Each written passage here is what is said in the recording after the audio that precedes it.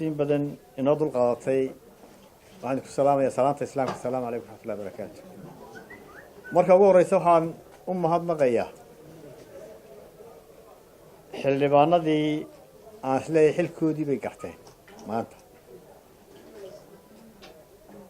أنت أنت الله هركينا يقول ياشا رأيو ذا عبري يجو مثل أي شعب غير سومالي لان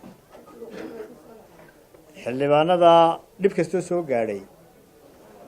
jirgil kastoo soo gaadhay xasaanadoodii oo lagu tugtay waxay la tahay shacbigu wuu idin og yahay wuu idin abaalgudi doonaa wuu idin mahadnaqaya wixii maanta ka dhacay golaha waxay ahaayeen waxaa golayaasha ku cusub كو فدي ودا جيركا sida la sheegay asbaab gaar ah golayaasha la isugu yeedha anagu xalayna waa sheegay waxaan ku ixtiraamnay in fadhiga wada jirka codsiga madaxweynaha xukuumaddu waxay heshiis baan keenaynaa wasiirka arrimaha dibadda wuxuu heshiis lama gelin waxa cadaaday warkii wasiirka arrimaha dibadda ورشور بالله كانه بهايان يا حياتيس كاي ما ركتي هيدا هي لو حيسيو دكامده iyo buuka oo arkayseeno dushana waraa halkan lagu qoray cid kala seexatay aan jirin cid ay dhexmartay aan jirin cid ay qabanaysan aan jirin sharcina aan ahayn waxa kale la yaab leh baarlamaanka igu xaasixiyay balaas weydiiyaan waxa xaasixiyeen marka waxa la arintaasi arin qeyr sharciya ah heedo ka dhacday halkaas madaxweynaha jamhuuriyadda Soomaaliland inaga dooranay waxa la arinta badbaadadeedu maanta madaxweynaha maadaama aynu dooranay horta inaga shacbiga u tolo madaxweynaha waxaan soo jeedinayaa madaxweynaha Soomaaliland laba lugood bay ku taagneed horta labadii maanta ka jabtay mid waa ummadda sharciga ku dhaqanto oo dimuqraadiyada ay tahay waxa cadaatay inay sharciga ku dhaqmayn golihii waa laaftuuba xildhibaanadii rayigooda cabirayna golaha hortiisa lagu garaacay أنا قدومي أنا هاي قالوا برلمانكم قلت دي وكيل الضباط عيدا باكو قرن والدولة دوسيسة قدومي ياش أماني كان نقضى مثلا عيدا كاسو أنا جنا مرقاتا أيوم بقولها سوق لي كلا أنا سيدي أنا مثلا قالوا ما تهم بها نقضان وحين ما أنت هالين كذا عوايا وحالي لقيه شيء مرا عيدا عصبة كايجي هاي أي رجعنا الله حلونا الله حقنا أنا وهاي قولها بس وقلا وكحماي صاحب كيسالين وقلاده عيدا كي قلا هايني وميل لقى كيانا يوم ميل كورو سنة وهاوش الله قلت لك قال أنت قلا سوا قلا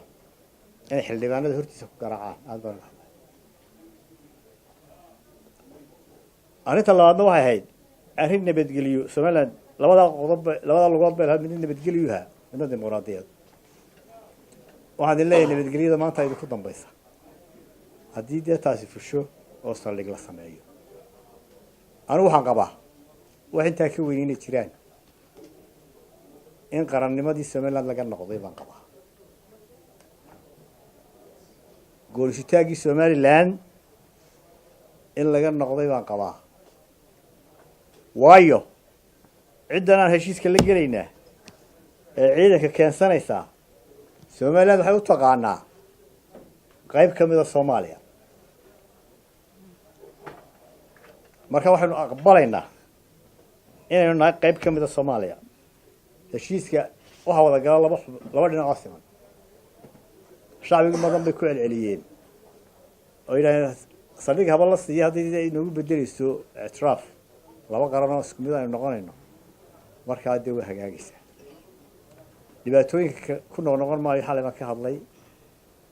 saldhig military iyo saameyntiisa waa garanaysaan waxaa loo isticmaalayaa arrimo military cid baa lagaga duuli doonaa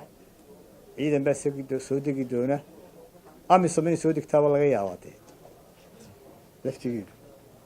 waayo inagu ma xukuno dhulkaa aynu xukunno maaha waxaan madaxweynaha jamhuuriyadda somaliya soo jeedinayaa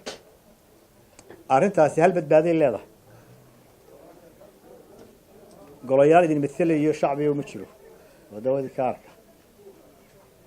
laba xukuumad dareenkii shacbiga ku shaqaynayso idinka naxaysaana ma jirto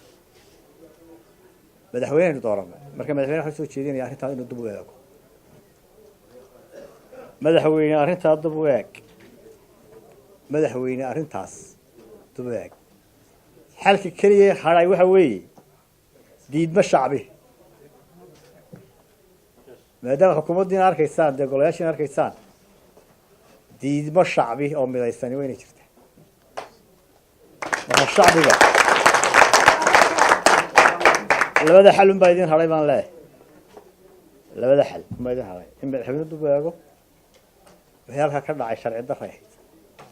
laba in shacbiga dareenkiisa iyo diidmadiisu ay meel marto waxaan u mahadnaqayaa saxaafadda waxaan si adag u cambaaraynayaa waa markii labaad xukuumadda kulmiye ay xildhibaano xasaanadda leh xidhxidho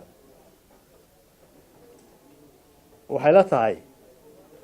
sharcigaynu ku kala sarraynaa sharcigaa dhammaanteen naga sarreeya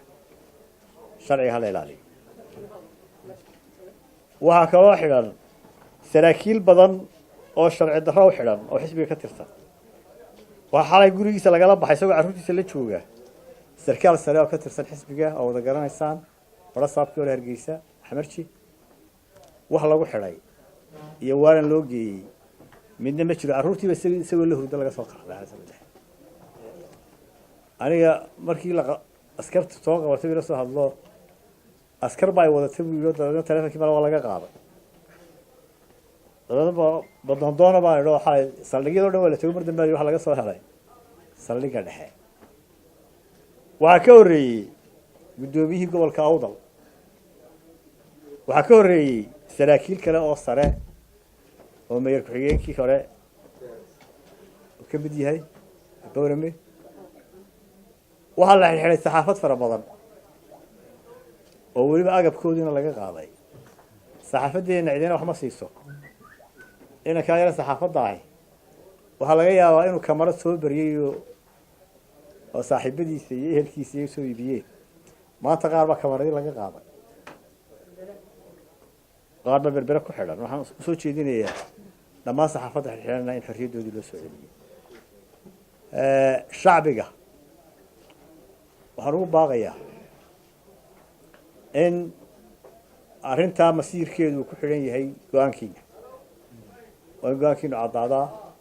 waa in dareenkiinu caddaadaa waa in diidmadiinu caddaataa asalaamu calaykum waraxmat ullahi wabarakatu